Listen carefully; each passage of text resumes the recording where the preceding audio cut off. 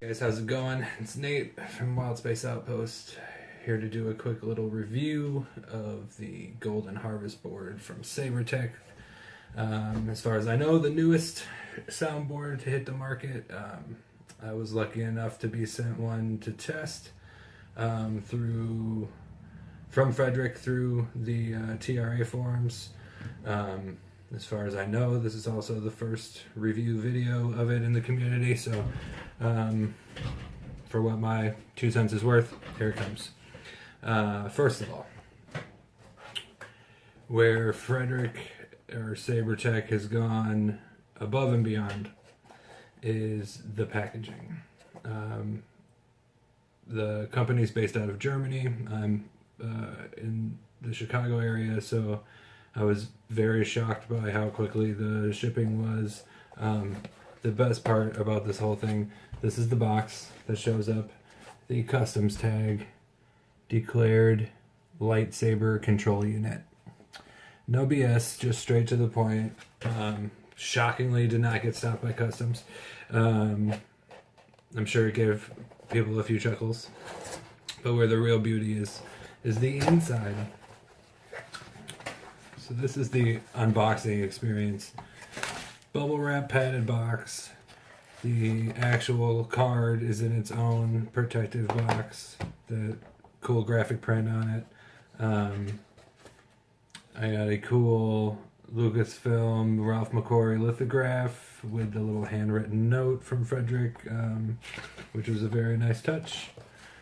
It comes with a pretty simple printed quick setup wiring guide, diagrams, quickly how to work the saber button wise and stuff like that.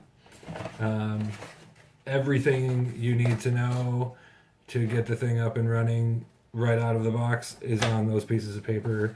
It's very simple as far as just being able to get it going as soon as possible. So again, the little extra foam padding inside. This slot here is where the soundboard is. It's now inside the Saber. Memory card and adapter.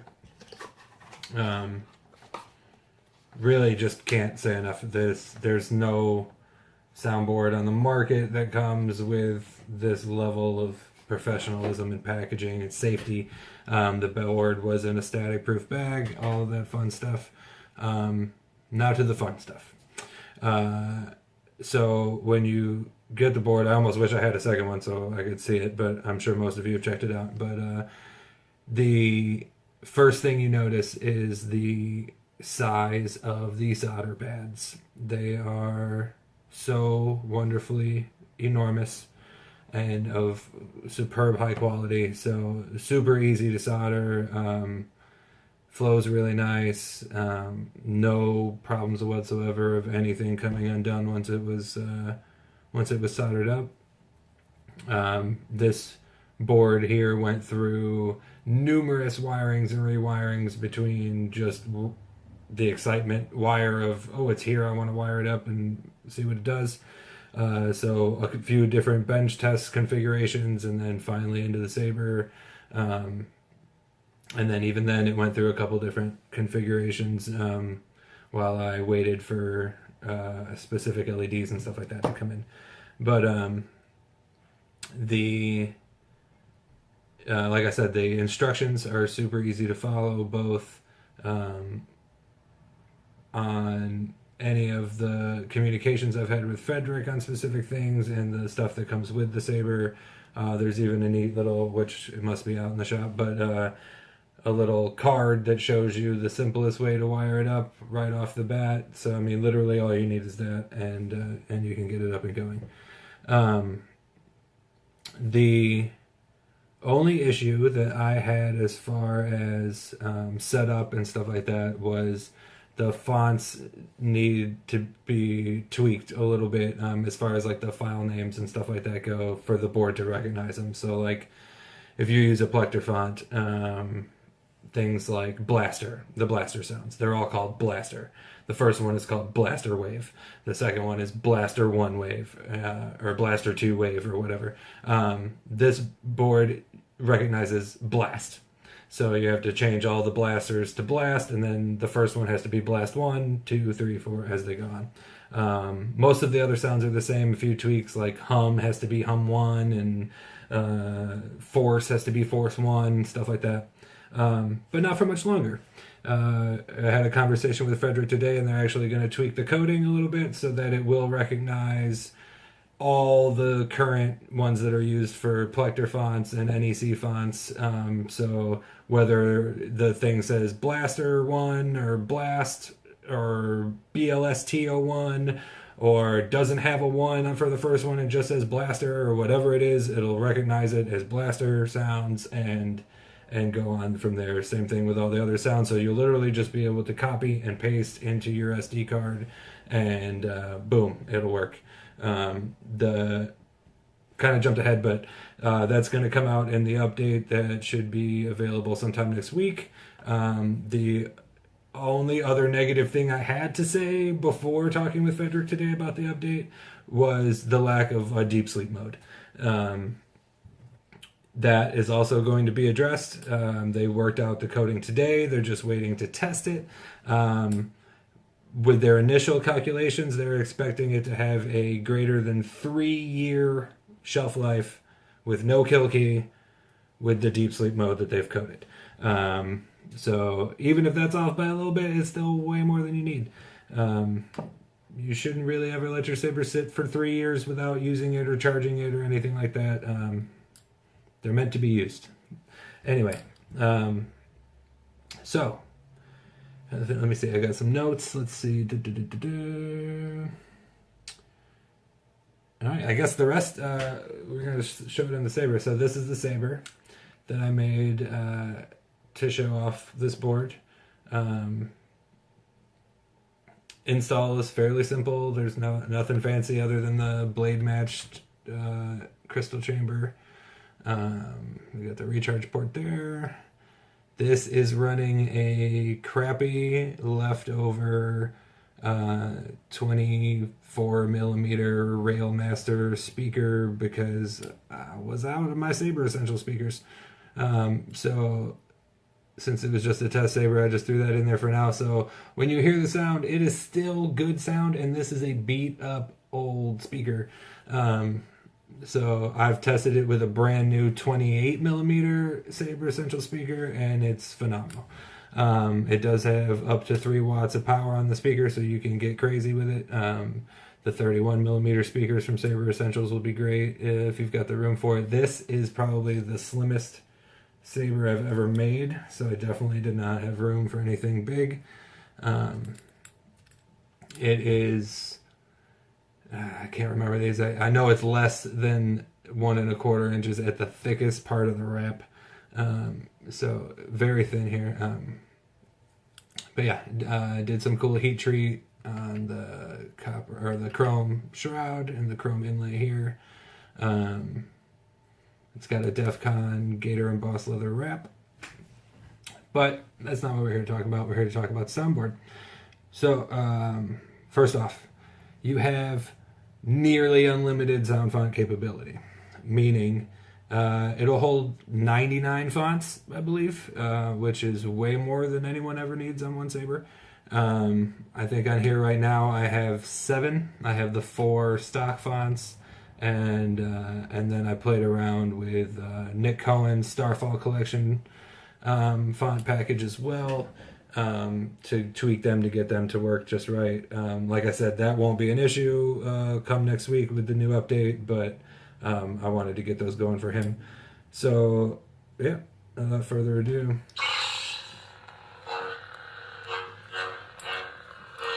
As you can see, the motion sensing is great.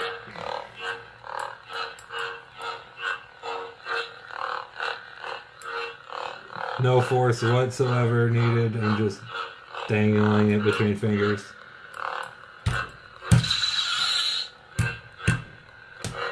Clashes are a little too high on this one, but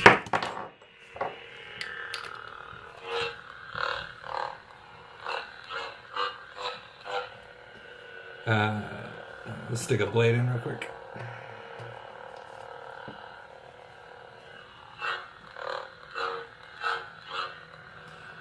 Very cool on-the-fly color changing. Just double click.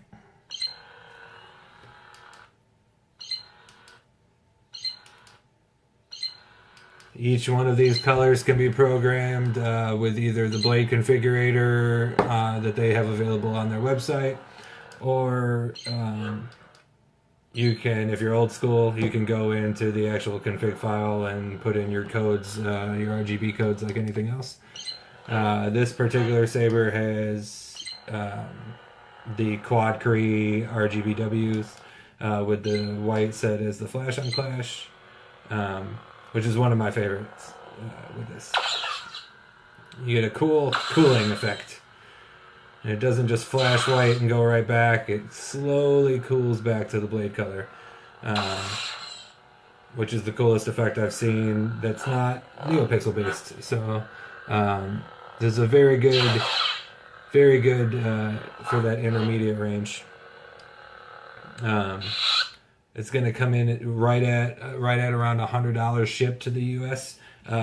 Without the coupon code that's going on right now. I don't know how long he's planning on keeping it going on, but if you go to their website, SaberTec.com, and you buy one of the Golden Harvest boards, there will be an apply coupon. If you put in "Yes, I want it," all capital, you get 25% off your saber, or your soundboard, excuse me. And let's see, that brings it in like right at $80. So you're right in Nano Biscotti territory, and even after the sale's over, you're still cheaper than a Prism, with full Prism capability, except for the fact of NeoPixel, which will be coming in the next version of the board, the next actual hardware version of the board. So that is coming, but if you're an in-hill LED guy, there's really not much to not like about this board. Maybe the biggest thing is the fact that these firmware upgrades, when the upgrade comes out, it's going to be sent to me via email. I will upload one file onto the SD card, and the Saber is updated. And that can just keep happening as much as they keep evolving the software. It really is a fun little. I want to say it's kind of between medium and high range. There's some really high end functions. The blade effects, I did not mess. These are all stock blade effects on every single one. I didn't even start with the configurator because I would just lose weeks of my life.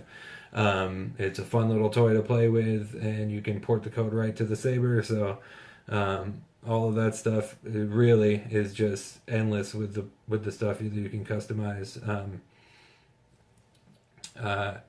My favorite parts, okay, ease of installation, number one. It's a small board, just a little bit wider than a Nano, shorter than a Prism, so fits in anything. The solder pads, like I mentioned, being large and of good quality makes having multiple connections if you want to run crazy accent schemes and all of that stuff.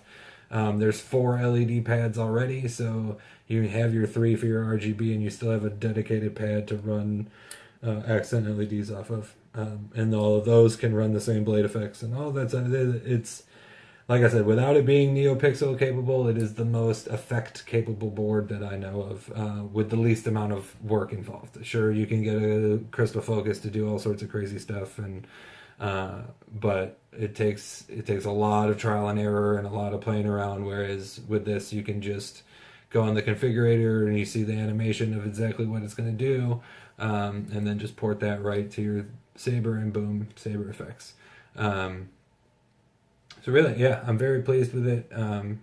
Thank you, Frederick, again, for allowing me to be one of the testers for this.